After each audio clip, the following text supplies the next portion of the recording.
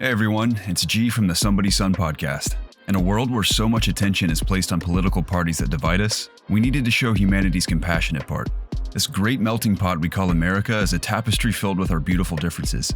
The fellas sit down with Jamie Clark, not your average entrepreneur, to discuss the effect of recent tensions and how communities can come together to move the country forward. Please sit back and enjoy one of my favorite episodes of season 2. And don't forget to subscribe, leave a rating, and share with a friend. Welcome to another episode of the Somebody Son podcast, where biting your tongue is never allowed. Young men battle with the pressures of manhood every day. Each episode, we tackle topics that focus on worth, actions, and relationships. Our goal is simple: help men win the war with themselves.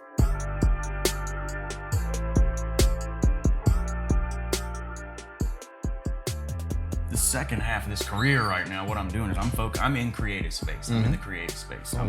I'm working on, primarily technologies. We've got a couple of technologies that I own, my business partner owns a few. And so I'm, and we're doing corporate branding and digital marketing. Yeah. We're online strategists. That's it. So I tell people, if you go out and you want to find a girl, a date, whatever, before you go out, you want to look your best. So we'll dress you up. Yeah. We'll clean you up a little bit. We'll tell you what to say so that you go out and you're successful in your business. Yeah. So that's, it's just like dating. Yeah. So why would you do, only focus on your clothes and not your voice?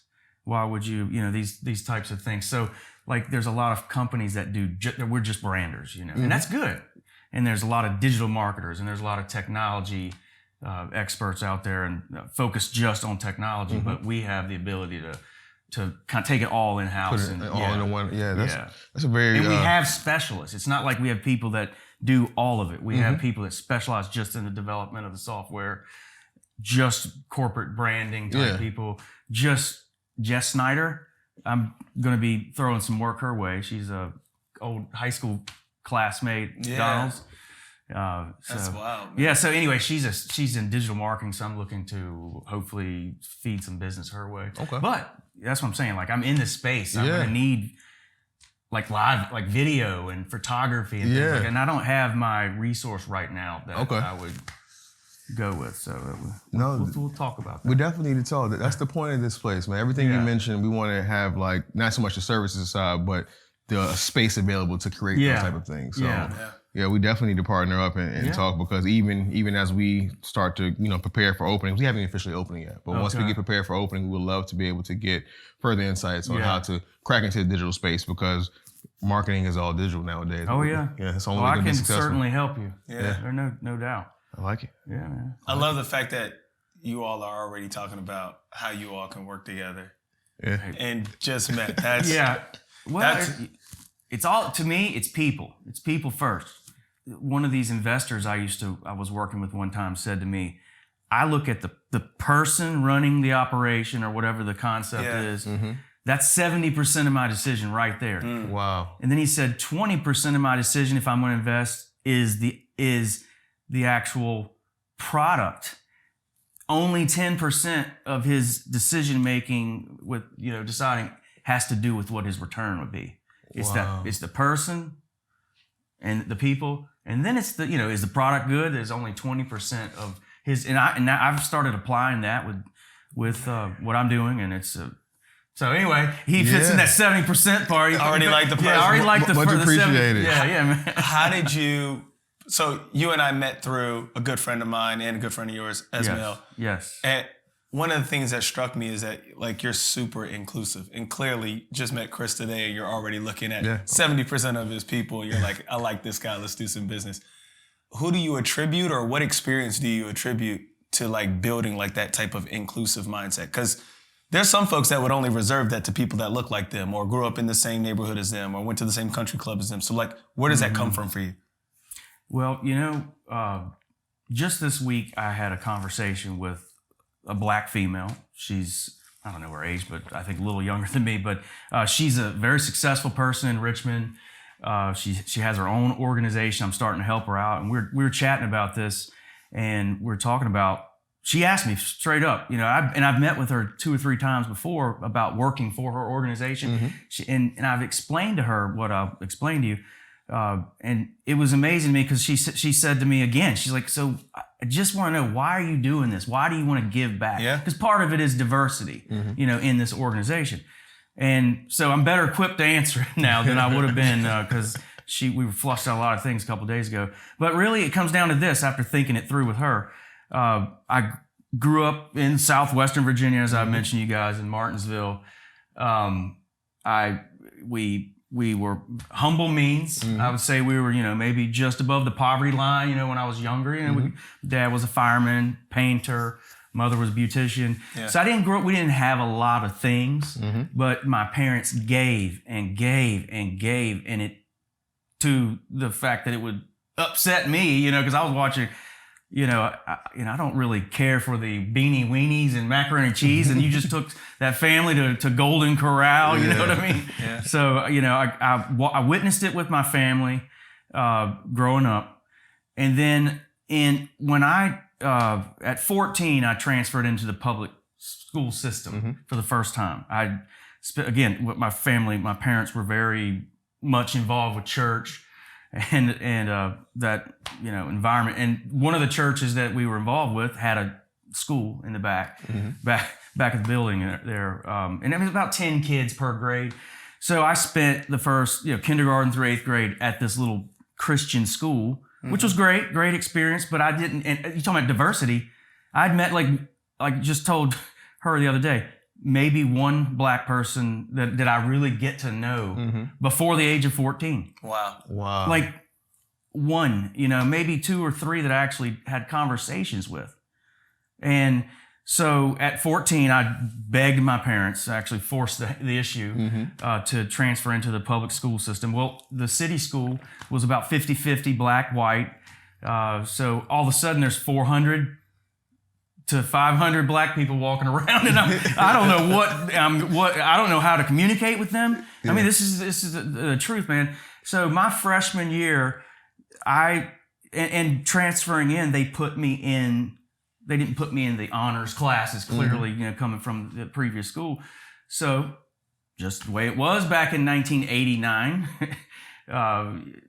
I would say I had maybe 25 kids in the class. There were about 20 blacks. And maybe 2 or 3 other white individuals. And so I spent all through high school figuring things out, learning who I am. And I came to the realization that I was a minority in that environment because I've had a lot of feelings of minorities, being a minority throughout my life. And being at that school and trying to fit in with the white kids. I mean, and, great kids, but back then we're teenagers, Yeah. So I had a hard time fitting in with the white crowd because most of them had money and they had nice cars and nice shirts. I was rotating my jeans back and forth, like for real. I had 2 pair of jeans. I used to rotate them. Which one am I going to wear 3 times this week? That was life. And so I had to. I had to be me, and I had to fit in with everywhere. Plus, I played basketball. A lot of I was in the gym every 5 days a week, Saturdays. So I had a lot of relationships that I built. Sorry, fast forward, get out of high school. I spent 2 years in junior college. I played basketball there. Was going to transfer into. I looked around Virginia. Ended up at Longwood, and then I spent about the next 4 years of my life with. Some of the guys I knew from playing basketball, but I was back to just mostly white people in my life. Graduated, went to the Jewish Community Center, was my first job here in Richmond. Oh, Monument Avenue. On Monument? That's right. Yeah. That's right. So I'm 25, I guess, at the time. I was a year into my job at the Jewish Community Center. What Jewish Community Center? I didn't grow up Jewish. And I actually knew one family in Martinsville that was Jewish. And so I felt I was in a minority category again. And this one night, this lady had just started, a black lady, her name's Tracy Dowdell. She had just started working there just after me. And she was a janitor maintenance department. And we just bonded, I felt like, I was like pulling her aside. I was like, what's up, all these people around here, and so we hit it off. Yeah. And we used to joke around like we weren't Jewish. So I just have been, so I experienced that. And by not experiencing like diversity for the first 14 years of my life, it's caused me to dive into it. You know, once I got, and then through high school, again, I was diving in just trying to figure out who the heck I was and how can I fit in. So anyway, Tracy, she had a son that was tagging along. He was 5 years old while she was working. And so at nights, her boy would come into my office and we just bonded. And that's when, I mean, she's my black mother. I mean, we would say that. Yeah. And anyway, Keith is still in my life today. And that was in 2001. Wow. He is I have a younger brother. Keith is my little brother. You know, it's amazing having him in my life and his mom. As a matter of fact, this is why I believe that certain things happen for a reason. Yeah, I do believe that things are divinely inspired. So in 2012, working here in Richmond for a commercial real estate company, we had just become part of a global company or international company, Colliers International. And so I saw an opportunity to help the ownership here in Richmond open that office in Hampton Roads. So moved the family out to Norfolk. And when I went, Keith, like before I moved, I didn't know where Keith was going to go to college. Yeah. You know, he was applying at all sorts of different schools. He tells me, "Hey, Jamie, I'm coming to Norfolk with you. I'm going to ODU." And we didn't even like ever discuss that, you know. You know, what, 17 years of relationship? No, well, at that point it would have been like 14, whatever the years it was. So anyway, I feel like we were sent off on a mission together to continue to bond. Yeah. Keith has been in all of every business venture. The kid, I've learned so much from that kid, and I call him a kid. He's 23 now. It's amazing. But that's kind of my background. Why, you know, again, it's just not having diversity, thrown into a world that I didn't know how to speak. And the other thing, I found myself in class and kind of changing my tone and trying to fit in here. And then on Saturday, I'm over at my blonde hair friend's house and I'm talking another way. Yeah. And I mean, I thought that's the way you had to do. You're like a chameleon. You just adapt and say different things at different places. And, you know, that's my story. And that's how, you know, and you know, in Norfolk, I met Donald and Esmel, and really you guys it was nice because I had some other black friends in my life again. That was wonderful because you don't meet them in commercial real estate. Not in the brokerage world, not in the department of brokerage. And would you say that's because blacks don't want to get into commercial real estate, or are you saying that the environment is not conducive for them to thrive, or? It's a whole lot of things.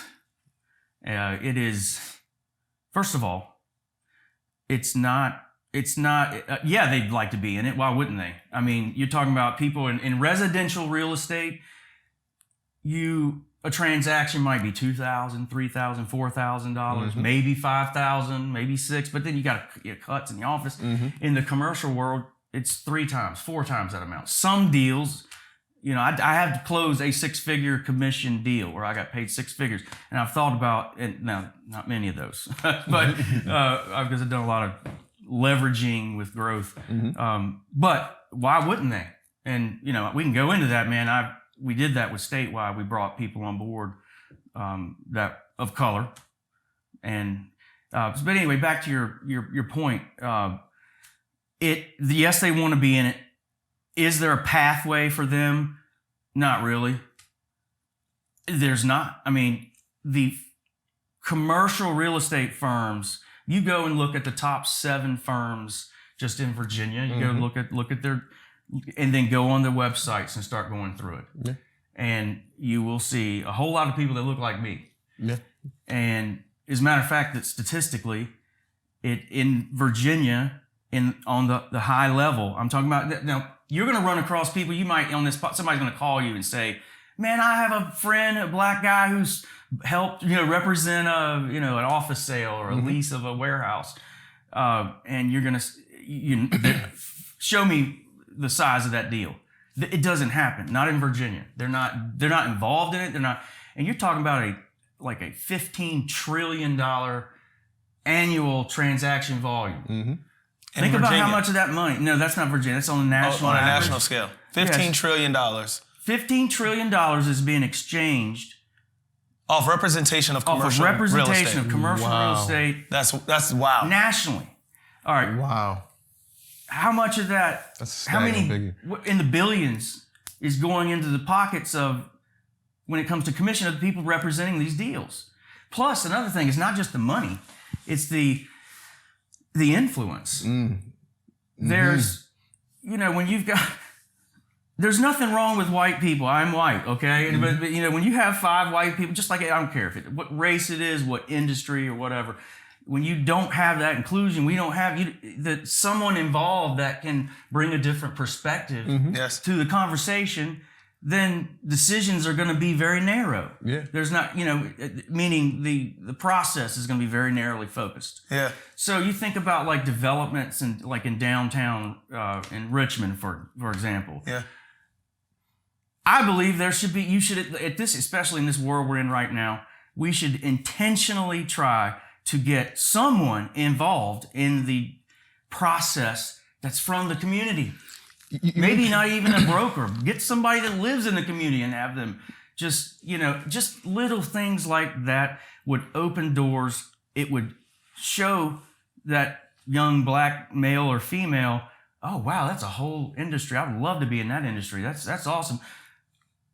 But also, the white people would say, man, he's awesome. He really brought a lot of value here. Yeah. Jamie, something I want to mention when you talk about representation in commercial real estate. Richmond BizSense has a publication every Friday, and I'm on the subscription list.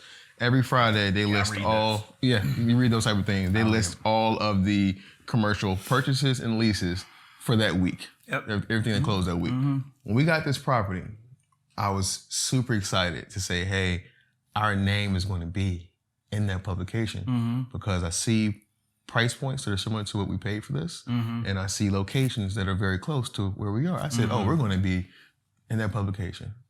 Didn't see it. I was a little disappointed. I'm not sure what the reason was. I don't know. Well, I didn't know the system.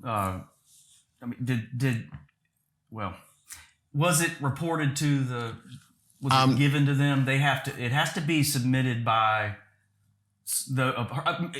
usually it's the brokerage firm that represents it. They call it in. That's what I did every time I closed a deal with Statewide or with Colliers or Wilton Companies. We would report our deals. I didn't know that process, but the brokerage firm that I use, they're on there on a regular basis, right? So I'm not sure what the reason was. I wasn't too upset about it, but I was looking forward to seeing that because that means something for people in my community. Yeah. You talked about the disparity in commercial real estate, at least from a brokerage perspective, even from the ownership perspective, right. It's still a clear gap. Mm-hmm. And for me, it was important to be able to take this step. It was a lot involved with it, but that small little affirmation, just that little name, it could have been at the bottom. Yeah. It would have made my day a little bit better when I realized that after a while I didn't see. I mean, I don't even check for it anymore. I still read the publication, but it doesn't bother me anymore. I like to see what's happening in the commercial world within the region. But that I would have to say that set with me kind of rough that day. Well, let me ask you, did they report other transactions, but they didn't report this transaction? Mm-hmm. Well, I don't know what any negative reasons for them not to put it in there. It's promoting them for converting it. Yeah, it could have been nothing. It could have been. I think truly, because this is we're not waging war against Richmond BizSense. No, I love Richmond BizSense. Yeah, we do. Two things, Chris. I think it would have been encouraging to see it because this is you happen to be in the small percentage of people who are not only checking Richmond BizSense, because the greater community doesn't check Richmond BizSense. You have to be a person who's intellectually curious on real estate to even know about the publication, let alone sign up. But I think number two, it would have been super encouraging for you to see a deal that you that you are a part of from an ownership perspective be reported in your local community. I think number two, though, what you're hinting at, and I think, Jamie, I would love to get your take on this. African Americans recognize that there's institutions that have been in existence for many moons whose historical context has not been inclusive. Mm-hmm. And so when said deal is not reported, it forces us to question, was it an oversight? Mm-hmm. Did my broker not submit it? Was there too many deals? Or is this more of the same from the historical context where we're excluded from being in the party, right? Mm-hmm. And I think that's the conflict that we have. Like, yeah. Personally, that's a conflict that we have.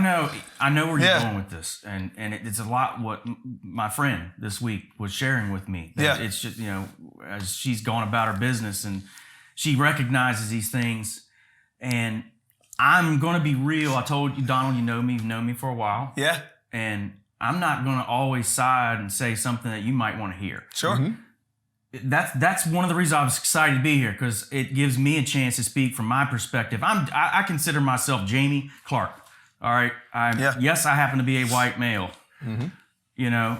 But I don't consider myself I don't consider myself any better than anyone else. I'd look at, from this conversation today, I want to look at it from, I speak from the middle, I guess is mm-hmm. my point. The problem is, it's on both sides here. It's mm-hmm. both sides. And I experienced this. It's the white community in brokers, they don't really recognize it. Because I had the feedback from my friend this week. She's like, oh, come on now. They recognize these things.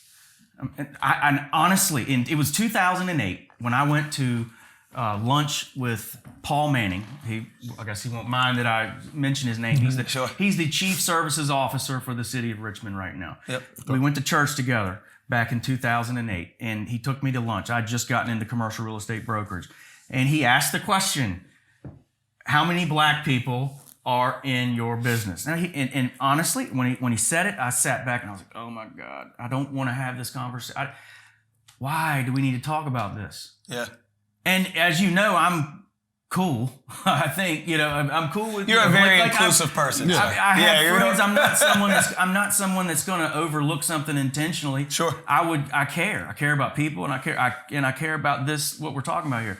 So, but even me, someone that has had a lot of strong relationships with minorities, I didn't realize that it was so non-existent, let alone limited. Now, when you say non-existent, what's non-existent? I mean the folks that are licensed as agents, salespersons, and brokers. Gotcha. That go out and network and meet and exchange and know where the properties are and represent the brokerage industry. Mm-hmm. There are participants in the development world and from mm-hmm. minorities. I see that. Yeah, residential, they're everywhere in residential. Yeah. But when it comes to commercial real estate brokerage, of the top firms, it's again in Virginia. If you look at the top 7 firms, I have a case study. I put together a 30-page case study. Oh, wow. And I'm waiting to use that. I'm not trying to start an argument. I'm not mm-hmm. trying to make people mad at each other. We got enough of that going on. Mm-hmm. I'm just trying to open people's eyes. Yeah. Just because my eyes were open. Paul said, go back to your office and just start Googling your competitors. I spent hours that afternoon going on all the competitors in Richmond, and I didn't see one single black male or female. Out of 300 or so. That's wild. None. And then Hampton Roads was the same. And but again, back to your point, it's got to start with the people that are in control. They have to be inclusive, and they have to be intentional about this. Mm-hmm. Yeah. and go and put together a plan. Go out, hire these people. How are they going to succeed? Because I will tell you, they're not going to succeed. I experienced this with statewide commercial because at one point I hired five, maybe six different African-American males that were working for me. And I did that because it was 2015. I was able to start my own company. I was finally able to at least attempt to make an impact on this. So I've seen the challenges that they faced going to networking events. And when they were passing out those statewide cards, I'd close every kind of deal you can close. You know, I've closed $80 million I've had $80 million in sales and leasing transactions over like, a 12-year period. Sure. And if you actually look into that on a high level, I didn't make a ton of transactions. And that's partially because I was moving up a ladder, and every time you make a move from one city to the next, you've kind of got to build those relationships. And real estate takes a while to close the business. Sure. But so anyway, I was finally in position to make an impact, and it goes back to that conversation with Paul Manning in 2008. And again, by 2015, there was still, I think there was one person at that time, and currently, there's one person. So two things. One person. I'm talking about Hampton Roads and Richmond. You're talking about 600-700 high-level brokers and agents, and there's one male. And all this is in the study. I have the study, sure. and willing to share it at some point. But like Paul and I had a conversation, and he said, look, before you go out and start speaking about this, because I'm in a position now that I can, it's a perfect time for me to come out and talk about this to the public. He told me, don't do it if you don't have a plan. What's your plan? Yeah, and I said, okay, I've got a plan. I have a lot of connections. I'm just going to, first I was like, I'm just going to go on LinkedIn. I'm going to post stuff. Yeah. I don't want to come off as, as like picking a side again, because part of it is a lot of those white folks, they're just getting up, putting on their clothes and going to work. And they're not thinking about, okay, am I being inclusive today? And I can't blame them but so much for that, because I wasn't doing it until it was brought to my attention, which is why I wanted to be involved with this. And moving forward, whatever else I can do to help this cause. Yeah, so you said a lot I want to unpack. The first thing is, this is good. No, this is good. This is good. And I didn't know we were going to go down this path, which is amazing. This is why you got to have unscripted conversations on camera. This is amazing. So look, first and foremost, shout outs to Paul Manning. I've never met you. I'm so glad you challenged Jamie with the question, because now you're forced to acknowledge if there's an issue, and if so, what do you want to do about it? You could have still chose apathy and said, no, it's not for me. Thanks, Paul. I appreciate you bringing my attention. But you chose not to. So I appreciate Paul. Also appreciate you. Definitely appreciate you. The second thing I would say is we do have a few great leaders in real estate. I didn't realize we didn't see it in brokerage. So shout outs to John Biagas out in the 757 Tidewater area. Here locally in Richmond, you got Devon Henry, Team Henry. He's crushing it. We just had his brother sit right there on the podcast, Rodney. And then the second person I think of is TK Davis, who's doing a phenomenal job as well. So there's some on the development side, some on the contracting side, not enough on brokerage, which I did not realize. And then you focused on something you said, even when you hire minorities in the space, now they have to go network and drum up business. And there's challenges. And there's challenges. Major challenges. Yeah. Which I think we have to address as a community. But one of the things I love about where you pivoted, Jamie, and again, I didn't know we were going down this path, but I think one of the things we have to be mindful of is not all white people are bad people. Not all black people are bad people. And what I love about you saying in the middle or middle sides, I don't like to choose sides, but like, if you ever have proximity to people that are different from you, you start to realize, oh, we're not that different. That's exactly right. Like, it's not what everybody said it was. It's not white people waking up every day in real estate saying, how are we going to exclude the next black man? Now, I'm sure that there's some people that actually do wake up like that, but those are not the majority of people. It's like what you said. They're waking up. They're just trying to go make a living for themselves, and they might not have been challenged by, say, a Paul Manning. That's the thing. They haven't been challenged. They haven't, and they... Another thing about the industry, we're talking about the challenges, again, I was a minority I felt like a minority trying to break in this industry for all those years. It was a battle. Why? I come from southwestern Virginia. I have a southern accent, and so they pick up on that immediately. I'm not in the fabric. I don't have family that a last name that means anything around here. Sure. Speak on it. This is good. This is real good. I don't have the, I didn't go to the fancy school. I went to Longwood. Longwood was perfect for that middle class. Longwood was amazing, by the way. I wouldn't have gone to any other school if I could go back and rewind time. Longwood University, love it. But what you're speaking to is, even as a white man, you had challenges breaking into... You don't get hired at any of these top firms unless for the most part, it's relationships. It's my nephew is just now out of Hampton, Sydney, and he's ready and he's moving in the area, it's a lot of that. So it's in the network. So you're hiring within. Your own sons and daughters are being hired and brought in. Or again, affiliation, people in affiliates, they're getting hired and they're getting brought in. So back to my point. My point, I'm not from the area. I didn't have anything to stand on and say, hey, I'm Jamie Clark and this is my family, or this is this. And I was, I broke in because I was good at sales. I was good at talking. I love people. And I was older. I was 30 when I got into it. So I already had years of professional experience. So when I got into the business, I was already a pro in the business world, and I was constantly feeling as an outsider for several years, going to the brokerage events. Oh my gosh, those first couple of years in my early 30s, going to these broker functions, like there would be a broker open house, this new development or new building or whatever. And I would show up, I'd put on my sports coat and I'd walk around. I didn't have much to say because I didn't know anyone in their circles. And so it was a challenge for me. I had to outthink and outsmart them. And I have a creative side to me. I spent the first 6 years of my professional life in the creative space, and I studied it in school. So I had that marketing background. So I have a separate view. So I was able to win because I would outthink these guys, and I would use brands. I knew how to talk a brand up and talk a brand down.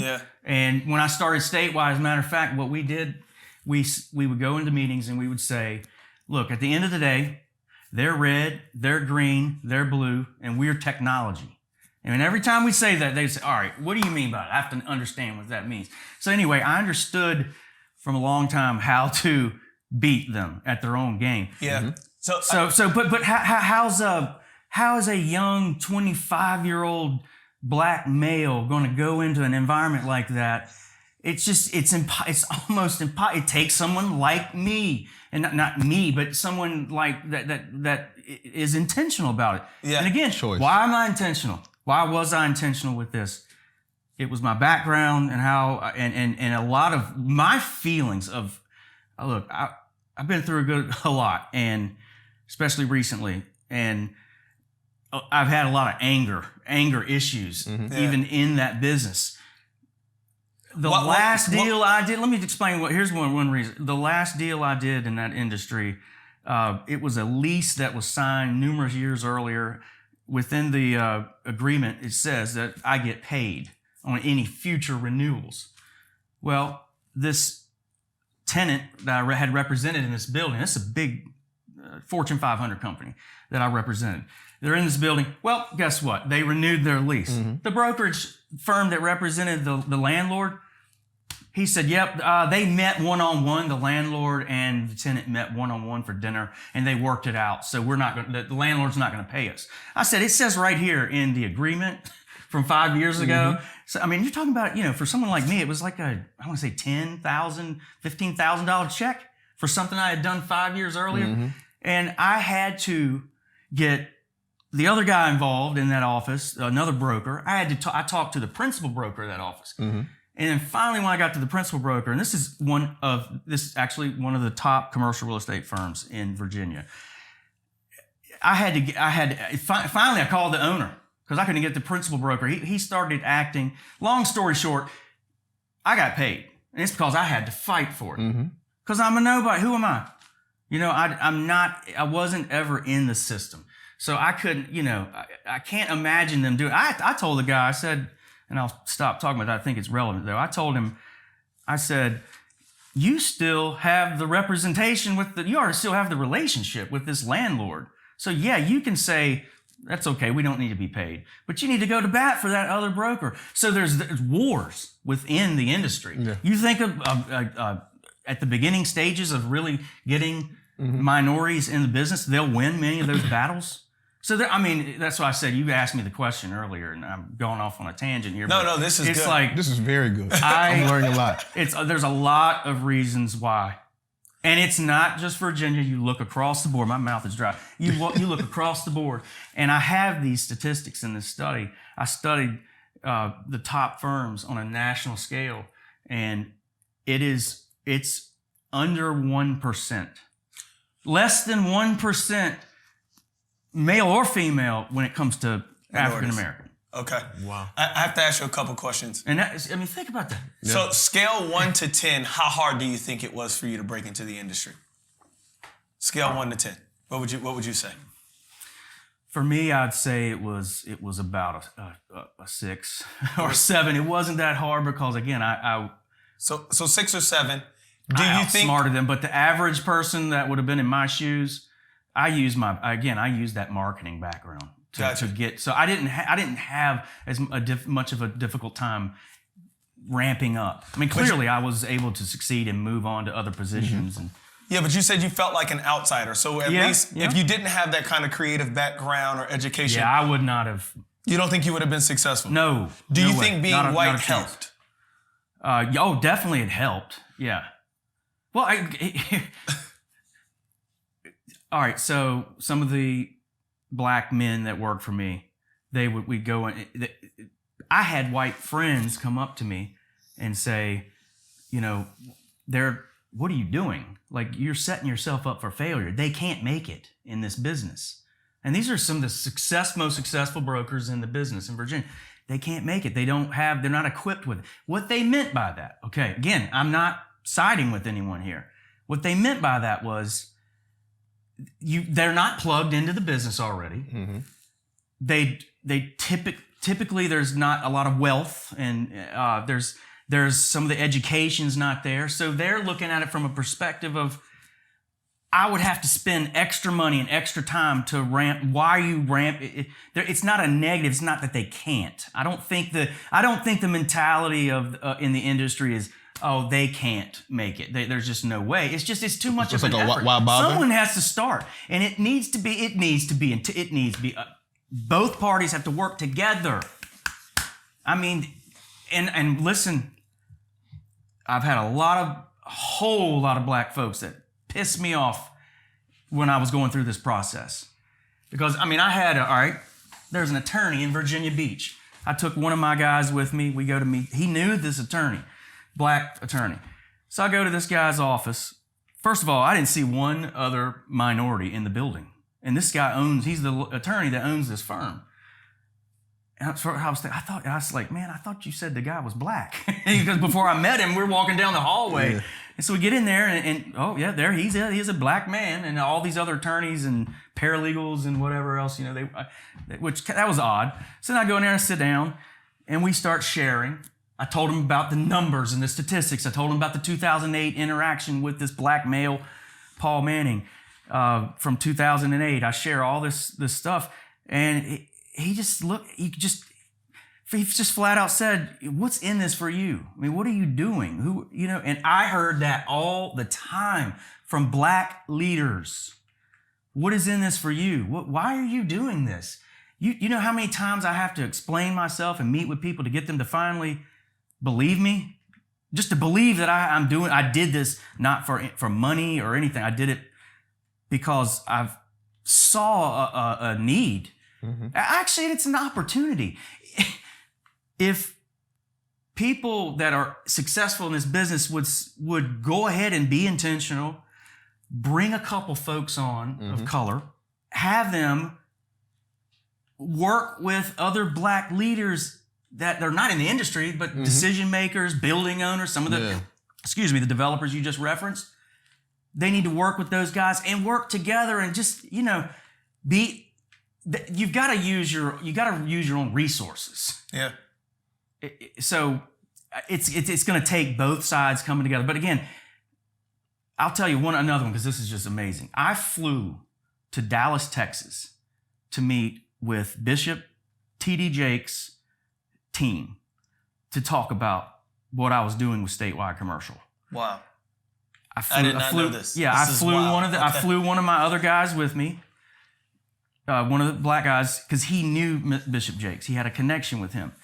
Wow. Well, so we get to Dallas, and I met Bishop Jakes at one of his.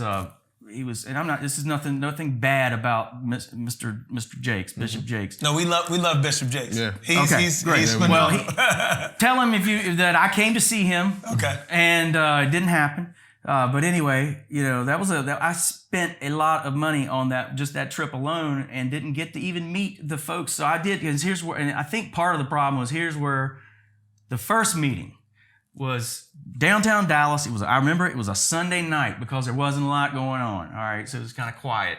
Sunday night, like 9:00, it's dark. I go with my guy. Bishop Jakes, one of his guys shows up. We meet downstairs. We go into this building. Nothing's open. We go up to the top floor of this huge property in downtown Dallas. Walk in, black man sitting there behind his desk. Nice and cordial. So about 15 minutes in the conversation, I'm just sitting there, and this guy's talking, my guy's talking, and this man's office, he's talking. They're just communicating. They're 3 black men. And they're just going back and forth. And I'm sitting here like, why aren't they engaging me? So I already started getting a little defensive on my end because these black men are not respecting. Man, I just flew here to talk to you about something very serious. Was Bishop in the room? No. This guy, I will bet you that Bishop Jakes never even heard my name from anyone. Gotcha. It didn't get to him, but I was like 1 degree. Gotcha. The people I was talking to knew him directly and often, and they didn't make that one more step. I didn't need to meet with him. I could have met with one of his advisors, and I think that's what I did. To be honest with you, I don't really know. I'll go up to this. So I meet this guy. He's like a city councilman for Dallas, in his 60s. Again, black guy, and we're in the conversation. I'm talking about what's going on in Virginia. I'm talking about these awful statistics. I'm talking about Paul Manning from 2008. This is like 2017, I believe, so this is 9 years after my conversation with Paul Manning. That ought to be enough for them to say, all right, this guy's got to be legit. I'm still on a mission. Still on the mission, yeah. 9 years later, no. This guy said, Jamie, here's the bottom line. He said, when I look at you, and he held his hands like this, when I look at you, I see everybody else I already know in this industry. Now, when I look at your guy over here you brought, I can relate to him. He says, but I have a hard time understanding you because you look like the rest of them. I got so mad. And I'm feeling it right now. You're talking about a guy who had already spent tens of thousands of dollars bringing guys on board, trying to push this cause. Just spent well over $1,000 to fly my wife and me, and this other guy works with me and his wife. And I get down there, and I have the first person I meet with throws his hands up and tells me, I just don't believe you. Just like that guy at the beach, that attorney at the beach who said, what's in this for you? So I think what you're insinuating is 3 things. Number 1, you're saying that folks that are in the industry, whether they're, European or Jewish, French, whatever, if they're in the majority in this business, they need to both acknowledge and start to create actions that create a more inclusive environment for other folks to thrive. I think the other thing you're saying, though, is folks in the minority have to work together and help one another. Even though they've been successful, they need to work together to help others. And then number two, be mindful that there may be allies in the industry that actually have good intentions. Is that what you're saying? I don't want to put words in your mouth, but Yeah, I'm saying that you have to make the decision. You have to. I go back to the word intentional. You have to be intentional. We all get up and we take a shower or a bath, or hopefully for anyone in my area, I want them to bathe. We put our clothes on and we go to work, and most people just aren't thinking. I know the white people are a lot of them are just kind of, they don't want to talk about this. And it's because they're kind of tired of it. Just being honest. And people are tired of talking about race in the country, right? Yeah. Oh, you think so? Yeah. I think it's the way that it's positioned in the media. I think we have to do media outlets. I think I Am Athlete's doing a good job of this. There's a number of other companies, Tiny Desk from NPR, they're doing a good job. We have to start leveraging media platforms to say, it's not I don't believe that there's a side. This is not a verse situation. This is You don't.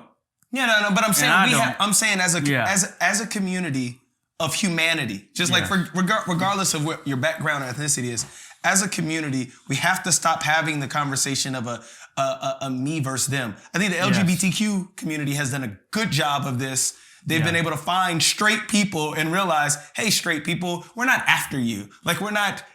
We just want to be treated equally, right? And I think what you're saying in real estate is the same thing. This is not an us versus them situation. I think the other thing is you said it's an opportunity. People have to realize inclusive environments are better for the community and it's profitable. It is. And people don't understand that. No. Go to Houston, go to Atlanta, go to any major metropolitan statistical area. There are more inclusive environments as far as the different, the full fabric of their community looks diverse. And those are very profitable epicenters. You were in statewide commercial. I remember serving on certain boards here in Virginia, whether it's economic development type associations or even building associations. These top companies are only looking for those large metropolitan statistical areas. Why? Because number one, that's where you're going to have diverse schools, where you're going to get diverse talent. That's where they're going to have a pipeline of talent that can continue to work inside of their business for 10, 15, 20 years. And that's how you get those renewals on those buildings, because these that's how you build your wealth in that industry. Yeah. It's those leases. I learned that sales are one-offs. That's a one-off deal. Yeah. But a leasing transaction, you can get paid as long as you're smart on the front end. You can get paid. So if you accumulate more and more leases over time, as long as your tenants are renewing, you're getting paid in perpetuity. Every year you're making more and more and more. You're growing your nut. You were about to say something. Go ahead. Here's the point I want to bring up. I'm kind of unpacking as you guys speak about what Jamie just mentioned. That there are a few problems that we need to further investigate. Okay. One I would say is awareness, right? So you say people get up, they put their boots on, they go to work, not really aware of the lack of inclusion or exclusion or the opportunities that other people may need in order to bring themselves up so we all can operate equally. Two, there are people who have the awareness and realize that the effort it takes to give other people opportunity it requires so much work, they just write it off. They just why? It's because at the end of the day, you got shareholders and business partners. You'd have to get a group of people to agree on what we're talking about here. So for me, my question, we don't have to answer. This is an open question that I hope sparks conversation to those who watch this podcast is, how do we solve that? What can be done within the social fabric in our community to make people realize, and Donald, you hinted at it, at profitability, make people realize that inclusion is profitable. It helps everyone. And I think if we can figure out, whether it be socially, whether it be through institutions, whether it be through government, we can figure out how to make those necessary investments. Yes. We can probably be a lot more equal in the perception of people as a whole. Because right now, what you're telling me is, and what I'm getting from it is, a lot of black people get written off because whether you're racist or not, it's not so much about being a racist or not. It's like too much effort to help bring people up. It's work. Not that they're not competent. It's they're not experienced. They don't have that experience. Or in their environment that you need. And they can get it. I mean, you just need but experience requires access. Exactly. So how do we break down the walls of access? It needs to be intentional. It needs to be if every major city in the United States had just a committee formed with one person from each of those top firms, say we're going to serve on this committee, and our goals are break down the walls that are preventing diversity, but also make money, like you said, profit. Bring them on and figure out. Like there's. I agree 100% with you on the profitability side of it. There's untapped potential. Part of it is the black folks that could have helped them wouldn't help them. The gatekeepers. Yes. And I'm the gatekeeper. Now let me tell you, this is important. Yes. My little brother, I told you about him earlier, Keith Harris. Yep. He's been on board with me forever. He was at ODU at the time. When I left that meeting in Virginia Beach, I was that was pretty close to the end of my rope. I was pissed at everybody, the blacks and the whites, when it came to this issue. My technology was like crushed anything. Just the pitch, the red, green, blue, we're technology, boom. All I had to do at that point was legitimize, show them my resume, and I've done enough that I'm dangerous. So I understood all that stuff. Lost my train of thought. Put me back on. You said Keith Harris. Yeah, Keith Harris. So I called. Yes, thank you. No, so I called Keith, and I said, Keith, I can't take this anymore, man. Like I just left the meeting and had another black gentleman not take me seriously, even though I've got one there. And Keith said to me, and I, as a white man, I never thought of this. He said, Jamie, he defended him. He said, Jamie, which caught me off guard, but Keith does that to me. He challenges my thought process and decision making.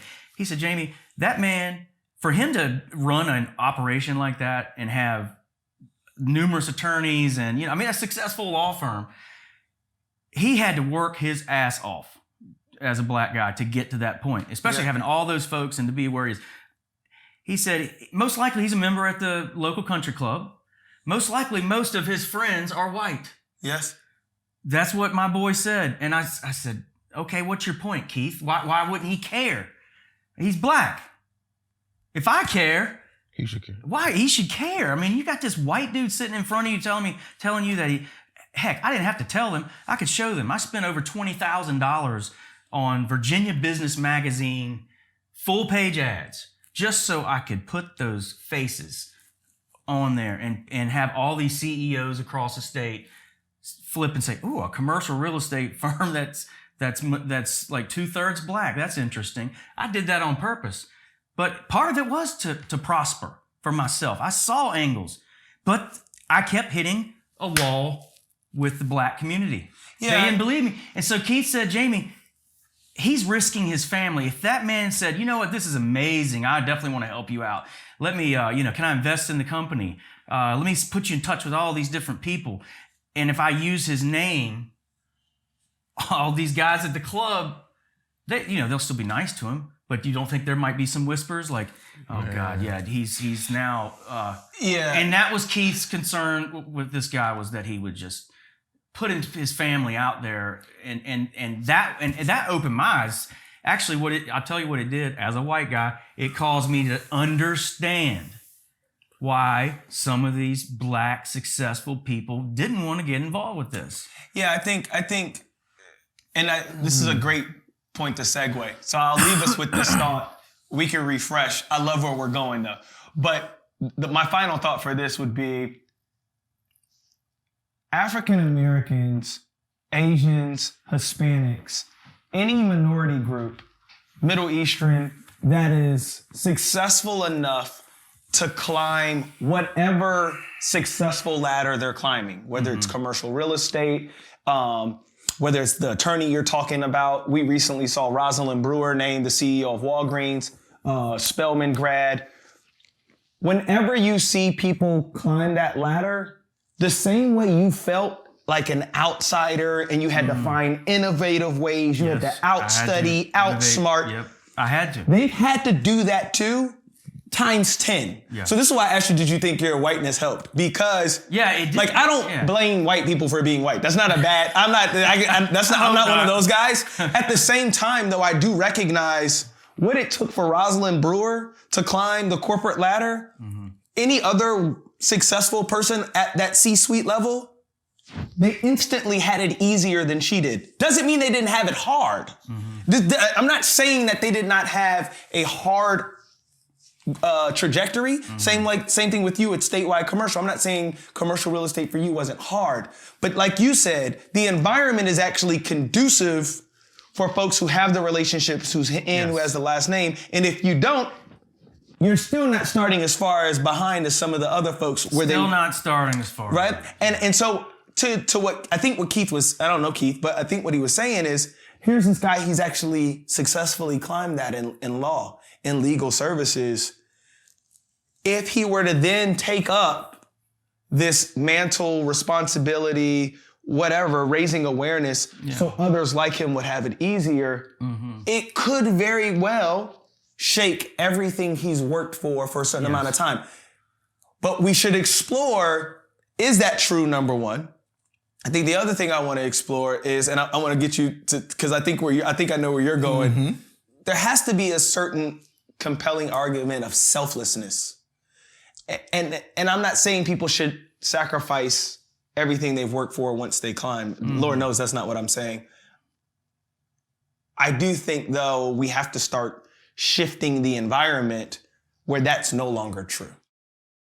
All right, so look, I had to pause because we found a good pocket, and I had to make sure Ali heard this, because it's imperative that young men hear conversations like this, particularly in real estate. We just saw Compass went IPO'd, Robert Refkin, black man, is co-founder and CEO. So I wanted to make sure he was part of the conversation. Without further ado, I'm throwing it over to you, my friend. So on the heels of the conversation we just wrapped up with Jamie about why some of the black gatekeepers don't take those chances, and you know, whites and blacks who have the access and ability to create opportunities for others, why don't they? My perspective is more so from the black person's perspective, from the black person's side, and about how fragile black success is. You have to work 10 times as hard to get to where you are. But I'm not defending that behavior, but I can understand why some of the black gatekeepers, for lack of better words, they don't stick their necks out to try to create these opportunities, because how fragile black success is. And you're able to go on your mission to highlight the disparities with black males and people of color in commercial real estate. There's a level of security that you have with your success and your ability to achieve success that our black leaders may not have. I want to kind of expand upon that. And security in what regard? I just want to make sure we're following you. Of ruffling feathers, shaking the tree, going against the norm, going against the norm. Yeah, going against the grain. That's, I don't want to say it's a luxury, but I think that... I think it's the perfect word for it. I think it's a luxury. So with your frustration with black individuals not being able to take those chances or take those leaps or work on these programs with you, that's a luxury that you have that they may not have, regardless of how successful you think they are. Right. What are your thoughts on that? They have to work harder, for sure, to get to what, for example, in commercial real estate, they have to work incredibly hard, because we just talked about right now there's no one in it, really. Sure. But yeah, just overall in business, that I do believe that they have to work a little harder, and those that do make it, like we mentioned, I think there is more of a risk for them. Failure might set them back a whole lot further than me. For example, let's talk about failure. I just hit that mic. Hopefully I didn't do anything. But for me, this exercise, hiring these guys, drained the family bank account. And so it was time to monetize. We took the technology out, and we've spent the last 2 years, and we've got a great business partner and all that. But it was 2 years ago, actually this month, when a partnership of mine blew up. It was a group out of Michigan, some local investors, I was kind of another minority situation where I was the youngest of all these professionals. Sure. Hundreds of thousands of dollars had been invested in this business, and they wouldn't listen to me. They wouldn't listen to what I had to say as to why we weren't able to raise and get up to that $500,000 number. So, but long story short, in August of 19, my wife and my daughter and I had to separate. They moved to Harrisonburg in August of 2019, and I moved to Martinsville, which is where my family's from, because I had no money coming in the door. The statewide business I had to put on hold. The technology business that we were creating, I had a big blow up with those partners because, again, just all it was perspective and listening. But it took me 9 months, and I'm back on my feet. I've got the strongest business partner I've ever had. I have 2 technology development clients. In a month, I've been able to lock in 2. Anyway, things are coming together for me. No question, me being white has helped me advance and get back on my feet faster and rebound. And part of it is, I was networked. I was, networked and able to get into it, but I don't want to get off you're talking about the putting their head out there or going against the grain. I'm going against the grain right here. Yeah. There's no doubt there's going to be a good 50 people that are in this industry out of those 700 in Richmond and Hampton Roads that are going to watch this and not like what I have to say. Yeah. But the majority of them do care. But I look at it like, so be it. This is, I see opportunity in working with minorities. I want to work with minorities. My goodness, this is a huge opportunity right now. We have the world's eye, whether it's good or bad. The attention is on this right now. It's a lot of negative stuff, but this is the time that it's amazing opportunity. One reason I say it's the time, I'm kind of just rolling with this, is from a white perspective, it's like, I want to be done with this. I want to, they're tired. They feel like the black community is just angry. Okay. Because they're tired. We're tired too. I know, exactly. Probably more so. I'm going to debate who's more tired. Well, I do. Yeah, for the topic. Yeah. I think you just mentioned something that I think is huge. And I just want to make sure that we're clear. White people should not feel guilty for being white. At the same time, acknowledging that the bounce back opportunity you've been given is very different for the black commercial owner next to you, simply because his success is more fragile. Yeah. There's no harm in that either. Yeah. And I think that's what the conversations have to shift. This isn't I'm blaming you. That's exactly right. I'm telling you, you want to hear why I'm a white dude. I'm sitting here. They're hearing it as like we're being attacked. Like a lot of and when I say attacked, you're talking about other white people are hearing it that way.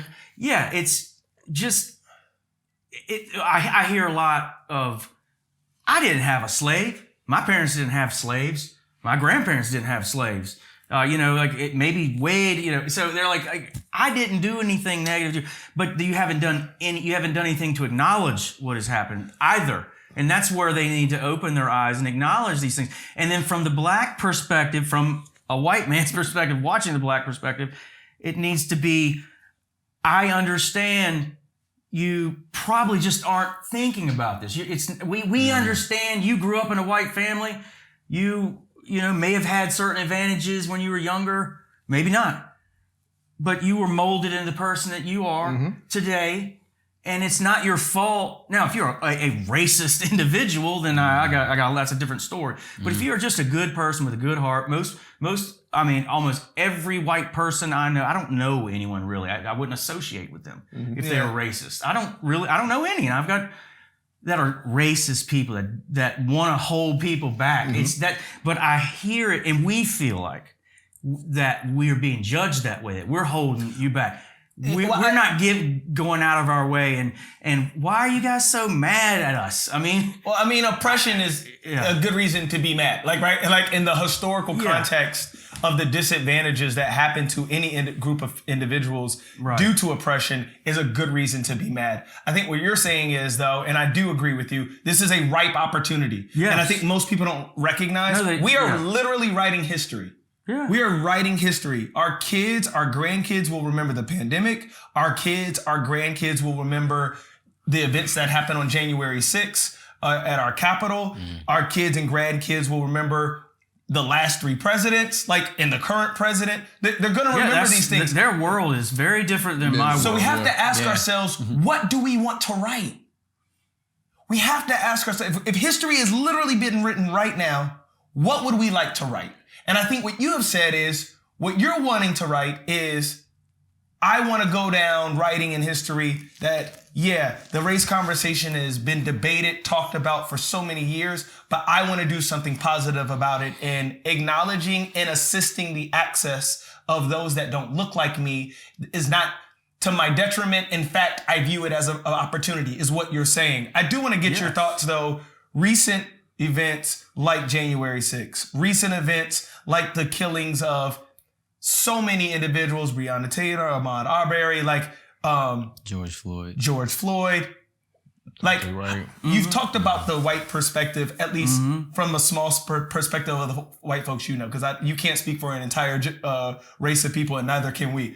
But I'm curious, though, how do you view those events? Well, first of all, they're so unfortunate for everybody involved. I mean, it starts with the person that is deceased. Of course. And so start there. There's definitely racism in this world. There's definitely racist cops out there. No question about it. But I see that's the minority. I know a lot of police officers, and I don't know really know a bad one. So I mean, this is tough. But all right, I'm just gonna say it. I mean, this is what we're doing here. There is a lot of information. What happens is, where are you getting your information from? First of all, where are you getting your information from? We're all getting information from somewhere.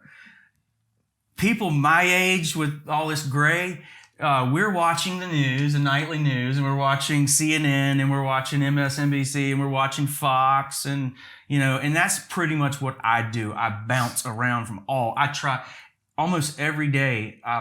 Every night, my wife and I, one of the last things we do is it just depends on what kind of mood we're in or what's happening in the world. Mm-hmm. Do we want to hear that conservative perspective, or do we want to hear that liberal perspective, or what do we? And so because we don't consider ourselves, I'm again, Jamie Clark and Vaughn Clark is my wife, and we just happen to be white. And so anyways, that's how we get our information. That's how we formulate our opinions, is taking a broader perspective. You exercise your access. Yes, but there's some people that are, just reading online. There's some people that only watch Rachel Maddow, and there's people that only watch Sean Hannity. There's people that and I'll tell you, a lot of people where I come from, very conservative background. They're not watching CNN. I'd ask an aunt or in my family, and they talk about Fox. Actually, they're upset at Fox now because Fox supposedly, you can go basically on either side, left or the right. Way out there, it's extreme, and they need to. I believe they need to come in and let's meet. Yeah. Not to cut you off, but specifically on those events. Yes. Okay. Yeah. How? All right, let's go right into the most recent one. Okay. That young man who was shot by that female cop in Minnesota. Yes. Mm-hmm. When I was talking just the other day to my friend, the black lady, that we're doing some business together right now, she brought it up, and she was like, "It's incredible." And I felt sorry for her. She was venting, and she was like, "What do we do?" She's like, "We can't do anything. We're like." We raise our hands and we get shot. We all the different scenarios that's been discussed. And I said to her, where are you getting your information? I'm like some of those I'm in agreement with you. Like, for example, George Floyd. There's no reason why anybody would put a knee on someone's neck and multiple people. I don't know a single white conservative in my life that has not said that was unacceptable. And we're all on the same page with that. No, it's disgusting. It makes me sick. Okay. Yeah. There's also like with this young man, when she said he got pulled over for something minor and then they just shot him. And I was like, so, we're trying to dive in a little deeper. And from that little brief time, because it got a little uncomfortable. As it should be. Yeah. Yeah. She didn't, I could tell she didn't have some of the information that I had. Fair. That's fair. And the perspectives I've heard. Because I've heard them all. I watch all the news. I read different I go from conservative to liberal. New York Times, Washington Post. I get around. Yeah. So what I gather. If you're going to get around, you should get around in your news where you're getting information. That's exactly right. Information. More information. Knowledge is everything. It's power. I do want to press you though, Jamie. Like, here's my issue. And it's not just my issue. It's the issue that I think our country is dealing with. There is unequal treatment when it comes to law enforcement. Regardless of the good cops, bad cops, black cops, brown cops, I don't care what. There's unequal treatment when it comes to law enforcement. We've seen literal American terrorists shoot up a church, shoot up a theater, shoot up elementary school, get taken into custody, and not a scratch on the body, and actually get released. Like, it's flabbergasting, man. Yeah. And then we see people of color who do way my man hit a Yui. Yeah, pulled over for minor. Pulled over something minor. And so here's my issue. I do think there's an answer. First of all, I want to make sure we acknowledge the frustration of people of color. We should be frustrated. It is very frustrating to contribute to the economic success of a country. They get to carry the label of the free world, place for capitalism, the place for equality, the melting pot. And then you live in that melting pot and you got different rules for you. That's very frustrating. It's it is. You said you were frustrated with being on the outside of commercial real estate. Let me tell you, black people have felt outside of this country for years. So I want to make sure we acknowledge and black and Hispanic people and Asian people and Jewish people. So it's not just one sect of people. So I want to make sure we acknowledge that first, but I don't want to just stop at acknowledgement. I do think there is a solution. And the men that are around you, including our producer, we're focused on the solution, which is you have to create proximity. The reason why there is unequal treatment with law enforcement and people of color is there's no proximity. The recent shooting, the mayor said none of his cops, 100% of his cops don't even live in the community they serve. You can't expect people to get along if they don't know each other. My parents are military. You can't expect people to see one another's as humans if they don't know each other. So we have to create proximity. And I think what happened on January 6th and some of these other incidents where people have lost their lives and they have felt less than, not only are they unfortunate, they're disgusting.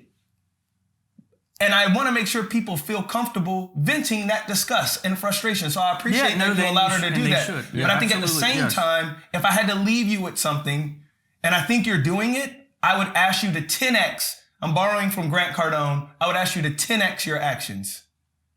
How do you create, every day I would want you to think about if white people are truly pissed off or frustrated with the race conversation and they're tired of it, the ones that are actually good people, like the ones, there's some folk we ain't gonna be able to reach. And I totally understand that. I pray for them. There's no doubt about it. If you're truly tired of the conversation, recognize two things. We're writing history, number one. And then number two, find ways to create proximity. And you can make a choice, like you have, Jamie, with challenging the norms and trying to put people in opportunity. Yeah. So I commend you for that, because I think there are choices that need to be made. And I mean, in my opinion, I think that racism is a white people problem. That's just how I feel. As a black person, I feel like we don't have the access, the leverage, the resources to make any institutional systematic changes. We don't have that. So I think if we really want to solve the racism problem we have in America, if white people are tired, they need to do something about it. Yes. And you are doing something about it. And I appreciate that. I personally would like to see that happening across the board. Yes. I think you are, I echo your sentiments. Jamie, to me, you are in commercial real estate there's a couple gentlemen out there that I think are leaning in on this, particularly big business leaders from the white community. Mm-hmm. Michael Rubin is one of them. Ryan Smith from Qualtrics is another. There's guys that are finding ways to say, you know what? No, regardless of what my friend's grandfather or my grandfather, whoever, we gonna find ways, or they're gonna find ways to bridge connections with folks and create proximity with people that are different. And so I want to echo the same sentiments as Chris, man. Like, keep doing good work, what man. you're doing, I appreciate it. You're like, doing real good work. Thank you so much. You are very much appreciated, my friend. Thank you. We hope you enjoyed this episode of the Somebody's Son podcast. We encourage you to share this episode with a friend. And remember, on this path called life, you are not alone. Thank you for watching. Until next time. She liked the way that I finessed her. She stared so long, she let me know.